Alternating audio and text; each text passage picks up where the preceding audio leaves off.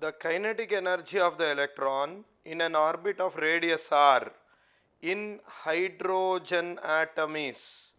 So, we know the potential energy is electrostatic constant into ZE into E divided by R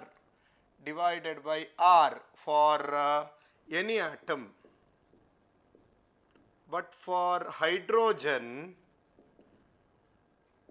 Z is equal to 1, so U is equal to K into E square by R. Also we know half of the potential energy is mechanical energy. Since potential energy is negative, less negative is more mechanical energy, and this is equal to minus K. So that is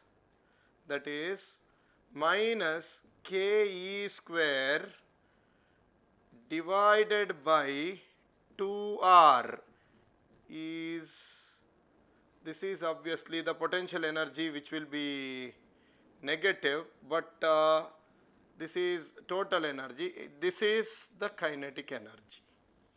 This is the kinetic energy. So kinetic energy is proportional to E square by 2R, which is option B.